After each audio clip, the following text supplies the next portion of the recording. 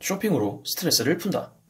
쇼핑 후 죄책감을 느낀 적이 있다. 쇼핑을 했다는 사실을 들킬까봐 숨기는 물건이 있다. 실제로 미국은 구매 중독을 정신질환으로 분류하고 있습니다. 구매를 하면 스트레스가 풀린다고 생각하시나요? 또는 나도 모르는 사이 구매를 하고 있을 때가 있진 않으셨나요? 그렇다면 오늘 영상을 잘 보셔야 됩니다. 왜냐하면 여러분은 질병에 걸린 것일 수 있기 때문입니다. 조사에 따르면 구매 중독자는 구매 습관이 있다고 합니다. 주로 독자적 쇼핑을 선호한다고 해요. 심리적 불안감을 벗어나기 위해 장소에 구애받지 않습니다. 또한 구매 중독은 한 가지 문제가 아닌데요. 기분장애, 불안장애, 약물장애 등이 복합적으로 구매 중독을 발생시키죠. 구매 중독이 일어나는 4가지 이유가 있는데요. 여러분도 한번 해당 사항이 있는지 확인해 보시길 바랄게요. 지루하고 심심해서 하고 싶은 일이 없어서 빈자리를 구매로 채우는 것입니다. 두 번째, 무력감을 해소하고 싶어서 구매를 합니다. 세상 일이 그렇듯 구매만큼은 자유롭게 할 수 있기 때문에 자신을 바꾸고 싶어서 또는 현실을 바꾸고 싶은 거에 대한 불만, 사회에 대한 부정 등이 마음의 결핍으로 일어나서 그것들이 구매 행위로 채워지는 거죠. 물건으로 사람이 바뀌지는 않습니다. 세 번째입니다. 구매에 대한 설레임에 중독되는 거죠. 새로운 물건은 도파민을 생성합니다. 그래서 물건을 구매할 때마다 새로운 감정을 느끼고 도파민이 발생해서 소비 굴레에 갇히게 되는 것이죠. 하지만 안타깝게도 구매가 끝나면 바로 사라지게 됩니다. 방송인 조세호 씨도 과거에 본인이 구매 중독이었다는 사실을 인정했는데요. 물건을 사서 집에 오면 막상 사서 들어온 물건을 쓰지 않고 그냥 뒀다고 합니다. 그 구매를 하는 행위 자체를 즐겼다고 밝혔는데요. 난 이걸 살 수 있는 사람이다 라는 마음을 느끼면서 구매를 했다고 합니다. 조세호 씨와 함께 유튜브에 출연했던 교수님도 이렇게 말을 덧붙였는데요. 사는 행위 자체가 스스로에게 만족감을 준다고 했습니다. 다른 데선 대접을 못 받지만 사는 곳에서는 대접을 받는 기분을 느낀다고요. 그래서 살 수 있는 것 자체가 기분을 좋아지게 만든다고 했습니다.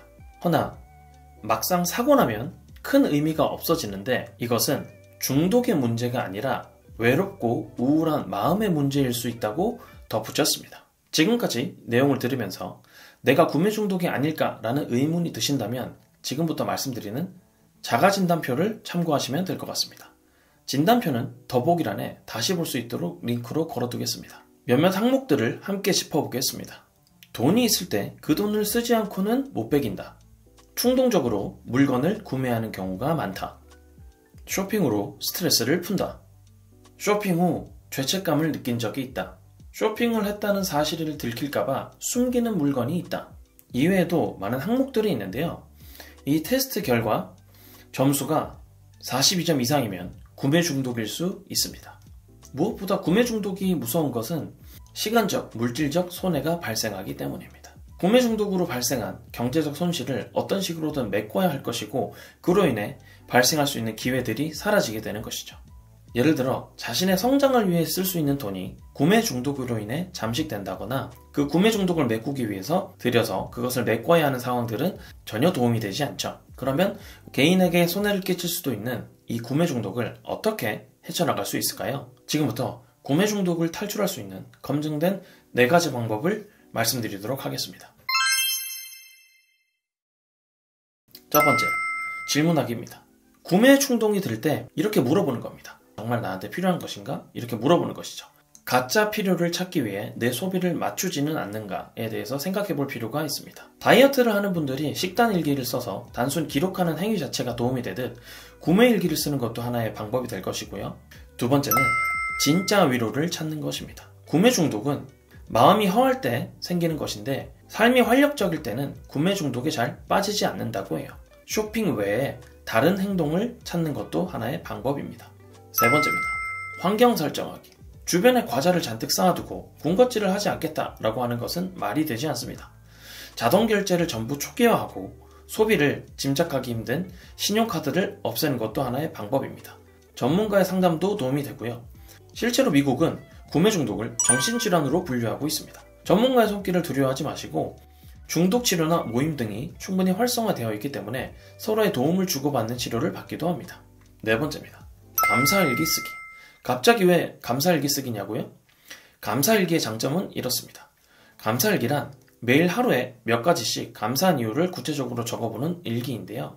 감사일기는 긍정심리학에서 말하는 가장 대표적인 긍정성 강화 습관 중 하나로 많은 사람들이 실천하고 있고 효과도 있다고 합니다. 긍정심리학의 창시자 마틴 셀리그만도 감사일기의 효과를 이렇게 인정했습니다.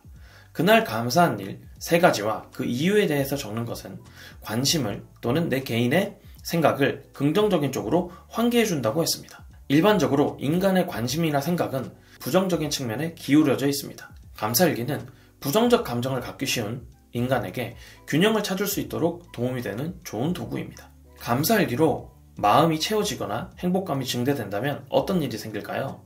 소비라는 프레임을 바꿀 수 있습니다. 스트레스를 받으면 쇼핑하고 화가 나면 돈을 쓰게 되고 그 소비가 또 스트레스를 부르는 거죠. 이 악순환을 막으려면 긍정성을 강화하고 행복감을 높이면 됩니다. 가장 좋은 방법 중 하나가 감사일기인 것이죠. 감사일기 쓰는 방법을 모르신다면 설명란에 감사일기 쓰는 법에 대해서 링크로 남겨두겠습니다. 오늘은 구매 중독을 탈출하는 법에 대해서 알아봤는데요. 오늘 영상으로 인해서 여러분은 불필요한 지출을 줄이면서 재정적 자유를 통해 한 발 한 발 더 나아갈 수 있을 것이라 생각합니다. 또한 감사일기와 같은 간단한 습관을 통해서 일상의 긍정성을 높이고 그로 인해 생산성을 증가시키는 활동으로 이어가시길 바라봅니다. 영상의 설명란에 충동구매 진단표 그리고 감사일기 쓰는 법이 담긴 링크를 꼭 한번 확인해 주시고요. 오늘 영상이 유익했다면 구독과 좋아요 요청드립니다. 저는 더 유익한 영상으로 돌아오겠습니다. 아는 것이 미래다 현규준이었습니다. 감사합니다.